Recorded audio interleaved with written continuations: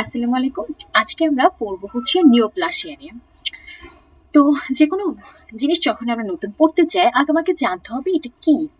তো আমরা যদি নিওপ্লাসিয়া ওয়ার্ডটাকে একটু ভাঙি তাহলে আমরা কি পাচ্ছি?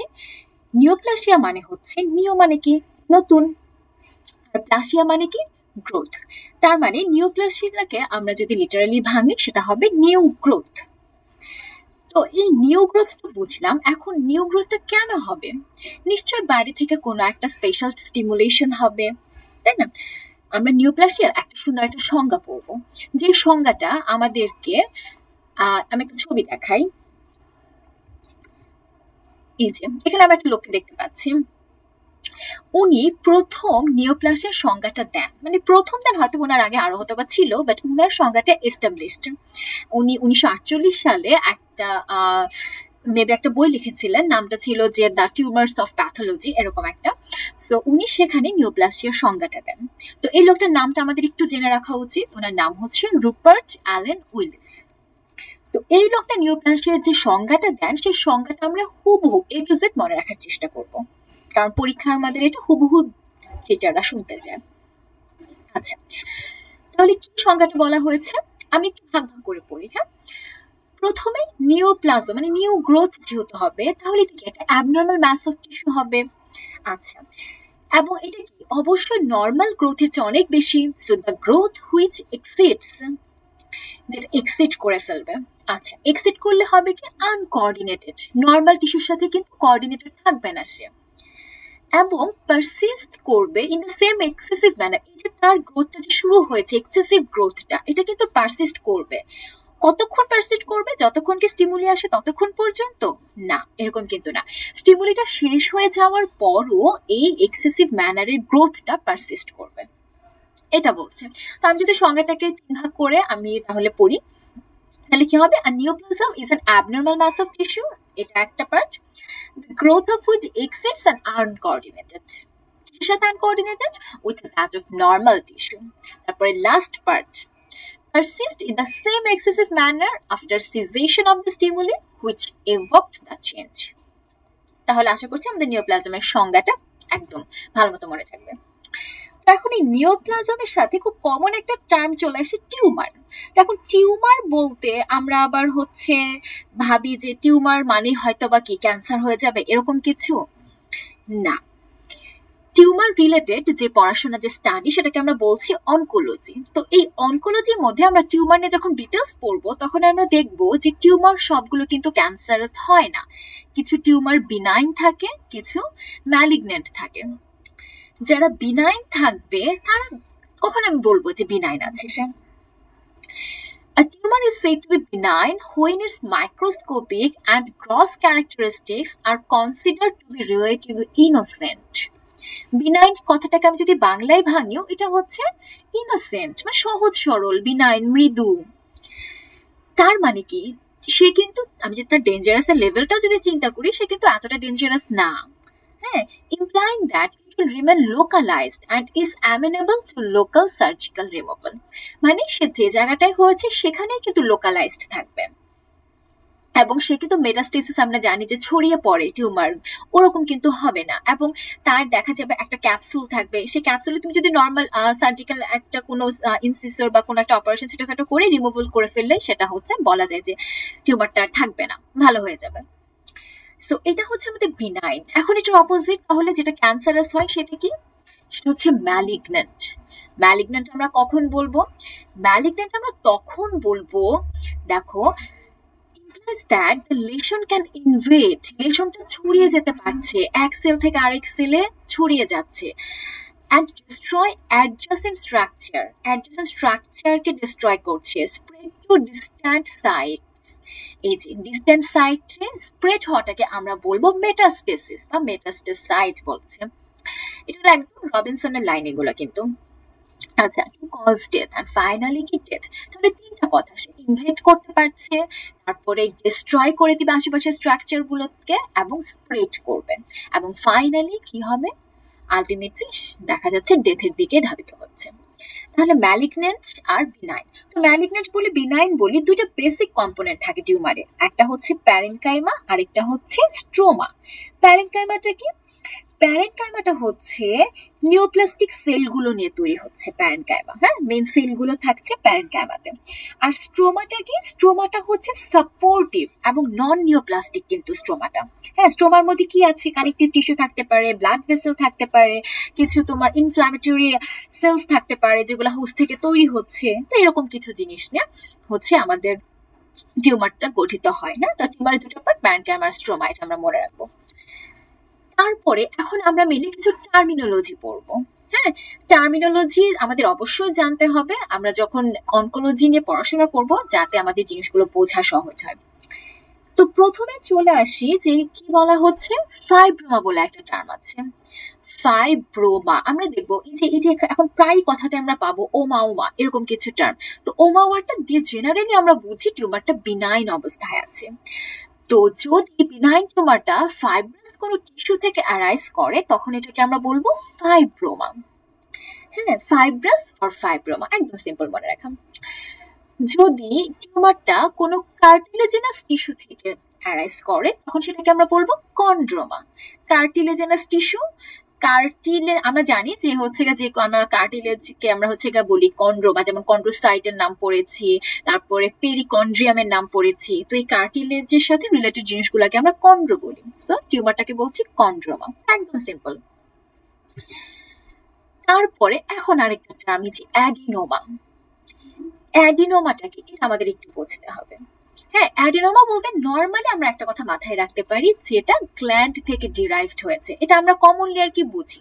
কিন্তু এখানে আবার একটু কথা আছে, সব অ্যাডিনোমা কিন্তু গ্ল্যান্ড থেকে ডিরাইভড হয় না। তো দেখা গেল যে গ্ল্যান্ড থেকে ডিরাইভড হয়েছে, ঠিক আছে, এটা কমনলি। কিন্তু গ্ল্যান্ড থেকে ডিরাইভড হওয়ার পর আমরা কি ভাবি যে গ্ল্যান্ড থেকে হয়েছে, তার মানে সেও নিশ্চয়ই গ্ল্যান্ডুলার স্ট্রাকচার দিবে। হ্যাঁ, কিন্তু সে কিন্তু গ্ল্যান্ডুলার স্ট্রাকচার নাও দিতে পারে, গ্ল্যান্ডুলার স্ট্রাকচার নাও হতে পারে, হ্যাঁ, অন্যরকমও হতে পারে। সেখানে একটু কথাটা আমরা একটু পড়ি। The term adenoma is generally applied to not only benign epithelial neoplasm। হ্যাঁ, এটা হচ্ছে একটা বিনাইন এপিথেলিয়াম, অবশ্যই আমরা এখন ওই যে ওমা পড়ছি, সো বিনাইনের মধ্যে আছে। এখানে যারা এই বিনাইনদের মধ্যে যারা খালি গ্ল্যান্ড লাইক স্ট্রাকচার করে তাদেরকে কিন্তু বোঝায় না। আরো কি হতে পারে? benign epithelial neoplasms that are derived from glands but lack a glandular growth pattern। Gland থেকে ডিরাইভড হয়েছে কিন্তু সেই গ্ল্যান্ড লাইক স্ট্রাকচার কিন্তু প্রডিউস করতে পারেনি। তাহলে অ্যাডিনোমা বলতে আমরা ফার্স্টে একটা টার্ম মাথায় রাখবো, সে গ্ল্যান্ড থেকে হয়েছে কিন্তু সে গ্ল্যান্ডুলার হতেও পারে বা সে গ্ল্যান্ডুলার প্যাটার্ন নাও হতে পারে। ঠিক আছে, এটা আমরা মাথায় রাখবো। এই অ্যাডিনোমার মধ্যে আবার অনেক কিছু আছে, আমরা আসবো একটু পরে। তারপরে এই যে এখানে একটা ছবি রেখেছি আমি, এখানে হচ্ছে কি দেখো, মহিলাটার থাইরয়েড গ্ল্যান্ডের অ্যাডিনোমা হয়েছে। হ্যাঁ, এই যে দেখো গলাটা ফুলে গিয়েছে, এটা হচ্ছে থাইরয়েডেনোমা। হ্যাঁ, তারপরে এখন আমরা আরো কিছু ওমা পড়ি। হ্যাঁ, বিনাইন স্ট্রাকচার কিন্তু পড়ছি। এখন আসি প্যাপিলোমা। প্যাপিলোমাটা কি? এটা হচ্ছে যে কোনো সারফেস থেকে গ্রো করবে এবং দেখতে সে ফিঙ্গার লাইক ফ্রন্টসের মতো হয়, বা অনেক সময় বলে যে নিপলের মতো হয়। তাহলে কি সংজ্ঞাটা? Papillomas are benign epithelial neoplasms growing on any surface, যে কোনো সারফেস থেকে গ্রো করবে, that produces microscopic or macroscopic finger like fronds. এই যে আমি একটা ছবি দেখাই, এই যে চোখের উপরে এরকম ছোট্ট একটা মানে কি ফিঙ্গার লাইক ফ্রন্টের মতো দেখতে পাচ্ছি, এটা হচ্ছে আমাদের প্যাপিলোমা।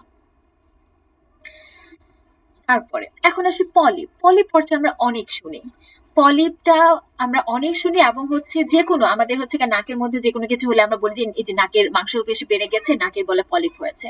তো আসলে কিন্তু এই নাকের মাংসপেশি বেড়ে যাওয়া সবকিছু কিন্তু পলিপের মধ্যে পড়বে না। হ্যাঁ, পলিপটা অবশ্যই তাকে প্রজেক্ট হতে হবে মিউকোসাল সারফেস থেকে, হচ্ছে এক নম্বর ক্যারেক্টারিস্টিক। এবং সে কি ম্যাক্রোস্কোপিক্যালি সে ভিজিবল হবে কিন্তু। হ্যাঁ, তো আমরা হচ্ছে নাকের হচ্ছে তোমার ভেতরে ওই যে তোমার যন্ত্র যে স্পেশালাইজ যে ইয়াগুলো আছে সেগুলো দিয়ে কিন্তু দেখা যায় যে পলিপটা কিরকম কতখানি স্প্রেড করেছে। তো তাহলে পলিপটা সম্পর্কে একটু পড়ে ফেলি। Polyp is a mass that projects above a mucosal surface as in the gut to form a macroscopically visible structure। আচ্ছা, যে এখানে আমাদের নাকের পলিপের ছবি রেখেছি, এটা হচ্ছে আমাদের নাসাল পলিপ। এই যে হচ্ছে নাসাল সেপ্টামের এদিকে ভেতরের দিকে এখানে হচ্ছে নাসাল পলিপ দেখা যাচ্ছে। এটা এরকম আরো অনেক পলিপ আছে, যেমন কোলনে পলিপ হয়। এটা একটা রবিনসের ছবি যে কোলনিক পলিপ দেখাচ্ছে। এই যে the glandular tumour is seen projecting into the colonic lumen, সেটা হচ্ছে প্রজেক্ট করে একদম লুমেনের মধ্যে চলে আসছে। এবং the polyp is attach to the mucosa, এই যে মিউকোসা থেকে কিন্তু সে গ্রোথটা তার হবে। হ্যাঁ, মিউকোসা থেকে গ্রোথটা হবে তার। তারপরে আমরা অ্যাডিনোমার কিছু পড়ছিলাম, এন্ড মেইন অ্যাডিনোমাটা জেনেছি। এখন অ্যাডিনোমার সাথে রিলেটেড কিছু কথা আছে, যেমন সিস্ট অ্যাডিনোমা। নাম দেখে বুঝতেছি এটার আগে কি আছে, সিস্ট ওয়ার্ডটা আছে, তার মানে সে নিশ্চয়ই সিস্টিক স্পেসে হবে। তো আমরা সিস্ট অ্যাডিনোমা বলতে এটাই বুঝবো যারা হলোসিস্টিক ম্যাস, হ্যাঁ, এই অ্যাডিনোমাটা কিরকম হবে, সিস্টিক ম্যাস তৈরি করবে। এবং টিপিক্যালি দেখা যাচ্ছে ওভারিতে হচ্ছে, ওভারিতে যে সিস্ট গুলো হয় সেখানে আমরা জেনারেলি সিস্ট অ্যাডিনোমা গুলো পাই। তারপরে এরকম আছে প্যাপিলারি সিস্ট এডিমা। যদি প্যাপিলারি যদি তোমার সিস্ট গুলো হয় তাহলে সেখান থেকে তোমার যে অ্যাডিনোমাটা থাকবে সেখানে আমরা বলছি প্যাপিলারি সিস্ট অ্যাডিনোমা, একই কথা প্রায়। তারপরে এখন আমরা হচ্ছে মোটামুটি বিনাইন গুলো সম্পর্কে জানলাম। এখন কিছু কমন কিছু টার্ম আছে, কখন আমরা কার্সিনোমা বলি, কখন সার্কোমা বলি, এরকম কিছু টার্ম আছে। তো আমরা খুবই প্যাচগোছ লাগে এই জিনিসগুলাতে। তো আমরা এখন একটু ভালো করে জানি প্রথমে সার্কোমা সম্পর্কে। হ্যাঁ, সার্কোমাটা আমরা এক কথায় বলতে গেলে মাথায় রাখবো, সার্কোমাটার অরিজিন হবে মেসেনকাইমাল টিস্যু থেকে। কোথা থেকে অরিজিন হবে, মেসেনকাইমাল টিস্যু থেকে। যেমন আমি বলতে পারি যে ব্লাডের যে মেসেনকাইমাল সেলগুলো আছে সেখান থেকে যদি কোনো টিউমার অ্যারেস্ট করে সেটাকে আমরা বলতে পারি লিউকেমিয়া বা লিম্ফোমা। হ্যাঁ, এক ধরনের সার্কোমাই হচ্ছে লিম্ফোমা, লিউকেমিয়া এগুলা। তাহলে কি বলছে, malignant neoplasms arising in solid, আর কি সলিড স্টেটে থাকে, mesenchymal tissues or its derivatives are called sarcomas, whereas those arising from the mesenchymal cells of blood are called leukemia and lymphoma. আর কি যে অনেক সময় সার্কোর মধ্যে না পেলে আলাদা করে লিউকেমিয়া মানে লিউকেমিয়া লিম্ফোমা এগুলো বলছে, অনেক সময় হেমাটোলিম্ফোমাও বলা হয় অনেক কিছু। আচ্ছা, তো এখানে সার্কোমা অনেক টাইপ আছে, অনেক জায়গা থেকে সার্কোমা হতে পারে। যেমন অ্যানজিও সার্কোমা, অ্যানজিও কি ভেসেল ওয়াল থেকে যদি হয়, অস্টিও যদি বোনে হয়, তারপরে কন্ড্রো যদি কার্টিলেজে হয়, গ্যাস্ট্রোইন্টেস্টিনাল বলছে, হ্যাঁ, যদি আমাদের গ্যাস্ট্রোইন্টেস্টিনাল ট্র্যাক্টে যদি হয়, লাইপোসার্কোমা যে ফ্যাট সেলে হচ্ছে, তারপরে ফাইব্রোসার্কোমা ফাইব্রাস টিস্যুতে হচ্ছে, হেমানজিও এগুলো একটু কঠিন টার্ম, হেমানজিও এন্ডোথেলিওমা এগুলো হচ্ছে ভাস্কুলার নিওপ্লাজম। হ্যাঁ, জাস্ট এই তো সার্কোমা মানে যেখান থেকে প্রডিউস হবে সেটার সাথে মিল রেখে সার্কোমার নামটা অ্যাড হয়ে গিয়েছে।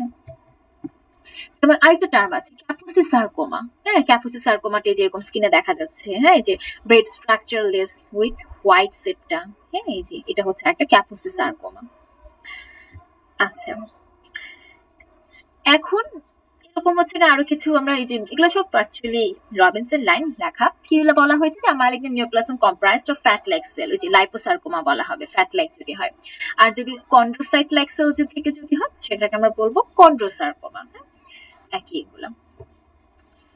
তারপরে এখন আসি কার্সিনোমা কখন বলবো।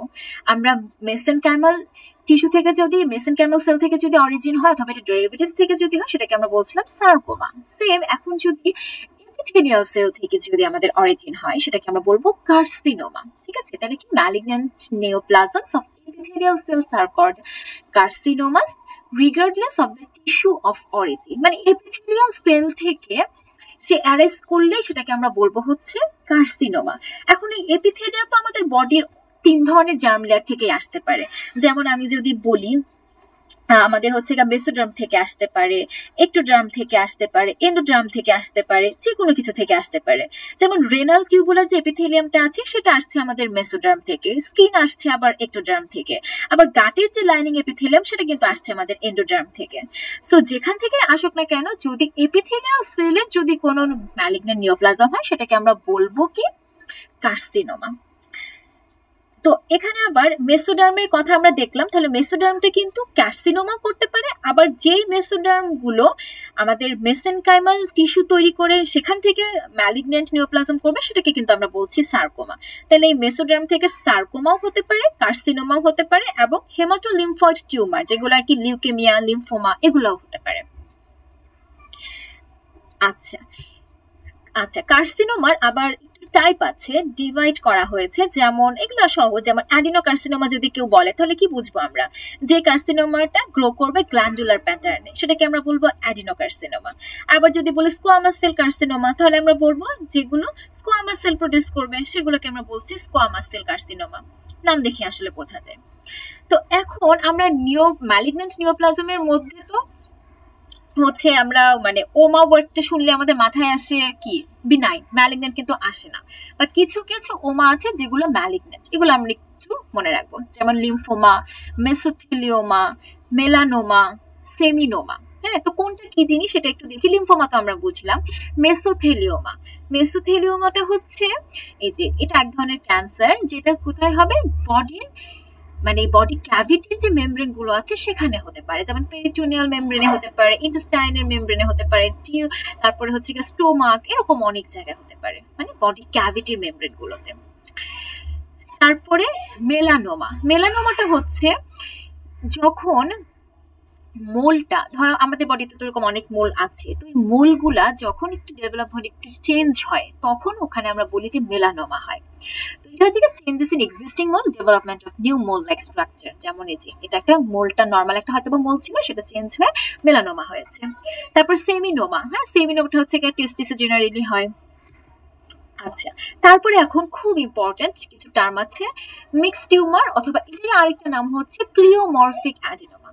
প্লিওমরফিজম বলতে আমরা যেটা বুঝি, মরফিজম, মরফোলজি মানে কি আকৃতি, হ্যাঁ, তো যে হচ্ছে তার এরকম মরফোলজি চেঞ্জ করে, তার শেপ চেঞ্জ করে সে বারবার, সেটাকে আমরা বলবো প্লিওমরফিক। প্লিওমরফিক অ্যাডিনোমা বা মিক্সড টিউমারটা কি? দেখো, তারা কিন্তু অরিজিন কিন্তু একটা জায়গা থেকে, অরিজিনটা হচ্ছে মনোক্লোনাল অরিজিন, কিন্তু তাদের যে প্রোজেনিটর সেলগুলো থাকবে সেটা হচ্ছে কি ডিফারেন্সিয়েট করতে পারে অনেকগুলা লিনিয়েজে। ঠিক আছে, তাহলে কি mixed tumours are of monoclonal origin, but progenital cell in such tumors has the capacity to differentiate down more than one lineage. হ্যাঁ, একটা লিনিয়েজের বেশি তারা ডিফারেন্সিয়েট করবে, সেটাকে আমরা বলছি মিক্সড টিউমার। যেমন খুব কমন একটা এক্সাম্পল হচ্ছে আমাদের স্যালাইভারি গ্ল্যান্ডে হয়, most common benign salivary gland tumour, সেটা হচ্ছে প্লিওমরফিক অ্যাডিনোমা আর কি। তো এটা থেকে আমাদের হচ্ছে কি হতে পারে যে এপিথেলিয়াল সেলও করতে পারে, আবার মায়োএপিথেলিয়াল সেলও করতে পারে। হ্যাঁ, তো মানে অনেকগুলো লিনিয়েজে তারা ডিরাইভ হতে পারে।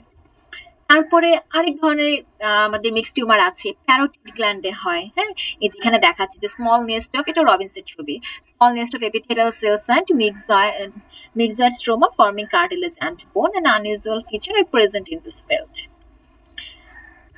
আচ্ছা, তারপরে হচ্ছে আবার আরেক ধরনের আছে, আরেকটা নাম আছে কি ফাইব্রো অ্যাডিনোমা বলে একটা টার্ম আছে। ফাইব্রো অ্যাডিনোমাটাও এটাকে বলা হয় কমন একটা মিক্সড টিউমার। হ্যাঁ, তো এটার আবার একটু স্পেশালিটি আছে, যেটা হচ্ছে আমাদের বিনাইন ব্রেস্ট টিউমার, এক ধরনের মিক্সড টিউমার। এই যে এখানে তোমার ব্রেস্টের টিউমার ফর্ম হয়েছে, তো এখানে যেটা মানে একটু এক্সেপশনাল যেটা, সেটা হচ্ছে এখানে নামটা কি ফাইব্রো প্লাস ইডিনোমা। তার মানে এখানে ফাইব্রাস পার্টও আছে, আবার কি ফাইব্রাস পার্ট আছে, মানে ফাইব্রোমা আছে, আবার এডিনোমা যেহেতু বলেছে, তার মানে এডিনোমারও কিছু ফিচার আছে। সো এডিনোমাটা কেন বলেছে? এখানে না প্রলিফারেশন হয় ডাক্টাল এলিমেন্টস এর। হ্যাঁ, আর ফাইব্রোমা কেন বলেছে? এখানে দেখা যাচ্ছে ওই এই আমাদের এই প্রলিফারেশন গুলো হয়ে লুজ ফাইব্রাস টিস্যুর মধ্যে এমবেডেড হয়ে যায়, এই কারণে এটাকে বলা হচ্ছে আবার ফাইব্রোমা। হ্যাঁ, এখন আবার কাহিনী হচ্ছে এই পুরো এই ফাইব্রোমা এবং অ্যাডিনোমা দুইটা পার্টি কিন্তু দেখা যাচ্ছে তারা আমার হবে না, কি বলে যে ক্যান্সারাস কিন্তু হয় না জেনারেলি। তো দেখা যায় কোনটা ক্যান্সারাস হয়, তোমার হচ্ছে যেটা ফাইব্রাস কম্পোনেন্ট সেটাই শুধুমাত্র নিওপ্লাস্টিক থেকে যাচ্ছে। হ্যাঁ, মানে এটা হচ্ছে কি নর্মাল যে প্লিওমরফিক যে টিউমার গুলো যেরকম হওয়ার কথা ছিল, বা প্লিওমরফিক অ্যাডিনোমা যেরকম হওয়ার কথা ছিল এরকম থাকছে না, শুধুমাত্র যে ফাইব্রাস কম্পোনেন্ট সেইটা হচ্ছে নিওপ্লাস্টিক থাকছে। আচ্ছা, তারপরে হচ্ছে টেরাটোমা বলে আরেকটা খুব কমন একটা টার্ম আমরা ইউজ করি, টেরাটোমা। এটা হচ্ছে কি আমরা পড়েছি যে টেরাটোজেনিক প্রবলেমস, হ্যাঁ, টেরাটোজেনিক প্রবলেমের সাথে রিলেটেড অনেক সময় হয়। তো টেরাটোমাটিক এটা এক ধরনের special type of mixed tumour. হ্যাঁ, মিক্সড টিউমারটা বাট এটা স্পেশাল কেন? কারণ সেখানে contains recognisable mature or immature cells or tissues derived from more than one germ cell। এই যে একটা মানে এক ধরনের জার্ম সেল লেয়ার থেকে জেনারেলি এসেছে আমাদের বাকি যতগুলো আমরা দেখেছি, কিন্তু এখানে কি হচ্ছে মোর than one germ sell layer থেকে আসে। আবার সবসময় যে 3টা জার্ম সেল লেয়ার থেকে আসবে ওরকম না, সামটাইমস 3টা থেকে আসতে পারে, বাট অবশ্যই মোর দেন ওয়ান হতে হবে। যেমন এখানে আমরা দুটো ছবি দেখতে পাচ্ছি, যেটা হচ্ছে টেরাটোমার এক্সাম্পল। হ্যাঁ, এক একটা জার্ম সেল থেকে এক এক রকমের জিনিস তৈরি হচ্ছে, যেখানে দাঁত দেখতে পাচ্ছি, এখানে আমরা চুল দেখতে পাচ্ছি, মানে এক একটা জার্ম সেল লেয়ার থেকে এক এক রকমের জিনিস একসাথে তৈরি হয়ে যাচ্ছে। এটা হচ্ছে আমাদের টেরাটোমা। তারপর এরকম আরেকটা আছে হেমাটোমা। হেমাটোমাটা হচ্ছে এক ধরনের কি ডিসঅর্গানাইজ টিস্যু। এটা আবার হচ্ছে কি যে সাইটে হয় সেটার সাথে আবার ইন্ডিজেনাস থাকে। হ্যাঁ, সো এইটা অনেক সময় এই কারণে মানে বোঝা যায় না। সেটা বলছে যে haematoma is a mass of disorganized tissue indigenous to the particular site such as lung or liver। যেমন এই যে এটা হচ্ছে আমাদের লাংসে হয়েছে, এই যে এই জায়গাটা হেমাটোমা হয়েছে, এটাকে আবার সিটি স্ক্যানে এভাবে দেখা যাচ্ছে হেমাটোমা। তারপর আরো কিছু টার্ম আছে কোরিওস্টোমা। কোরিওস্টোমাটা কি, এটা অ্যাকচুয়ালি একটা কনজেনিটাল অ্যানোমালি। হ্যাঁ, এই কনজেনিটাল অ্যানোমালি এটা হচ্ছে অ্যাকচুয়ালি এটাকে ওভাবে টিউমার হিসেবেও করা যায় না, মানে কনজেনিটাল অ্যানোমালি হিসেবে থাকে এটা। যেটা যেমন আমি যদি এক্সাম্পল যদি দিতে চাই, যে দেখা যাচ্ছে যে প্যানক্রিয়াটিক টিস্যুর, হ্যাঁ, কিছু কিছু প্যানক্রিয়াটিক টিস্যু তারা চলে যাচ্ছে গ্যাস্ট্রিক মিউকাসাতে। শুধু গ্যাস্ট্রিক মিউকাসা না, দেখা যাচ্ছে যে ইয়াতে থাকতে পারে, ডিউডেনামে চলে যেতে পারে, স্মল ইন্টেস্টাইন, হ্যাঁ, এরকম অনেক জায়গায় হচ্ছে আমাদের প্যানক্রিয়াটিক টিস্যুটা চলে যাচ্ছে, এবং তারা কি নর্মালি কিন্তু অর্গানাইজড আছে, ওয়েল ডেভেলপমেন্টে আছে, কিন্তু তারা চলে গিয়েছে অন্য জায়গায়। হ্যাঁ, তো এইটারই হচ্ছে বলা হচ্ছে তাহলে কি choristoma is a congenital anomaly consisting of a heterotrophic nest of cell. Heterotrophic কেন? কারণ কি সে কিন্তু নিজে মানে নিজের নিউট্রিশন নিজে নিতে পারছে না, সে অন্যদের উপর ডিপেন্ডেন্ট। হ্যাঁ, হেটারোট্রফ বলা হচ্ছে, হেটারোট্রফিক। আচ্ছা, তারপরে এখানে এটা হচ্ছে আমাদের রবিনসন একটা ছক, এটা আমরা খুব ভালো মতো করবো। এখানে পুরো টিস্যু অরিজিন কোন, মানে কোথা থেকে কি রকম, বিনাইন কোনটা, ম্যালিগন্যান্ট কোনটা, এই জিনিসগুলো সুন্দর মতো দিয়েছে। যেমন ফাইব্রোমা, লাইপোমা, কন্ড্রোমা, অস্টিওমা, এগুলো বিনাইন, কিন্তু আবার যদি সার্কোমা লাগিয়ে দিই এগুলো কি হবে, ম্যালিগন্যান্ট হবে। তারপর ব্লাড ভেসেল, হেমানজিওমা, এগুলো কিন্তু আমাদের বিনাইন। লিম্ফেজিওমা, ম্যালিনজিওমা, সরি মেনিনজিওমা, কিন্তু এগুলোর সাথে যখন আমরা যে দেখো অ্যানজিও সার্কোমা লাগাচ্ছি, লিম্ফেনো জিওসার্কোমা লাগাচ্ছি, তারপরে এগুলো তখন কি হয়ে যাবে, ম্যালিগন্যান্ট হয়ে যাবে। তারপরে হচ্ছে এরকম ব্লাড ভেসেল, ব্লাড সেলের সাথে কি হচ্ছে লিম্ফয়েড টিস্যু থেকে লিম্ফোমা, হেমাটোপয়েটিক সেল থেকে লিউকেমিয়া, মাসেলের সাথে এরকম লায়োমায়োমা, আর হচ্ছে লায়োমায়োসার্কোমা যখন লাগাবো সেটা ম্যালিগন্যান্ট। এরকম যদি স্মুথ মাসেলে হলে লায়োমায়োমা, স্ট্রাইটেড মাসেলে হলে র্যাবডোমায়োমা, র্যাবডোমায়োসার্কোমাটা কি ম্যালিগন্যান্ট। তারপরে স্ক্রিনে এরকম স্ট্র্যাটিফাইড স্কোয়ামাস থেকে হতে পারে, যেমন স্কোয়ামাস সেল, প্যাপিলোমা, আর হচ্ছে কার্সিনোমা যদি বলে দেয়, যেমন হচ্ছে ইয়াতে হয় ইউটেরাসে এরকম দেখা যায় ব্যাসাল সেলস অফ স্কিন, ওখানে basal cell carcinoma, tumours of melanocyte হতে পারে, হ্যাঁ, নেভাস, সেখানে হচ্ছে ম্যালিগন্যান্ট মেলানোমা। তারপরে নেভাসটা কিন্তু আমাদের বিনাইন। তারপর এপিথেলিয়াল লাইনিং, যেমন অ্যাডিনোমা, পেপিলোমা, সিস্টেডিনোমা, এগুলো কিন্তু সব বিনাইন, বাট এই যে অ্যাডিনোকার্সিনোমা, প্যাপিলারি কার্সিনোমা, সিস্টাডিনোকার্সিনোমা, এগুলো কিন্তু কার্সিনোমা, সার্কোমা, এগুলো থাকা হচ্ছে আমাদের ম্যালিগন্যান্ট।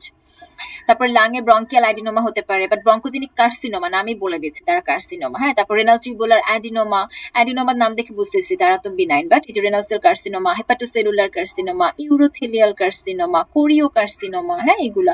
কোরিও কার্সিনোমাটাই হচ্ছে কি প্লাসেন্টাতে কি হাইডাটিডিফর্ম মোল হিসেবে থাকতে পারে। হ্যাঁ, তো এটা হচ্ছে প্লাসেন্টাতে এরকম মোল হিসেবে থাকলে সেটা কিন্তু বিনাইন, কিন্তু যখন ইয়া হয়ে যাবে ম্যালিগন্যান্টে কনভার্ট হবে কোরিওকার্সিনোমা হয়ে। তারপরে মোর than one neoplastic sell type, যেমন হচ্ছে মিক্স টিউমার্স, এই যে সালাইভারি গ্ল্যান্ডে হয়। হ্যাঁ, তারপরে হচ্ছে এটা আবার ম্যালিগন্যান্ট মিক্স টিউমার হয়ে যেতে পারে। হ্যাঁ, নর্মাল প্লিওমরফিক অ্যাডিনোমা হিসেবে থাকলে সেটা বিনাইন, বাট ম্যালিগন্যান্টে চলে যেতে পারে। তারপর রেনাল অ্যাঙ্গলে এরকম উইলমস টিউমার হতে পারে।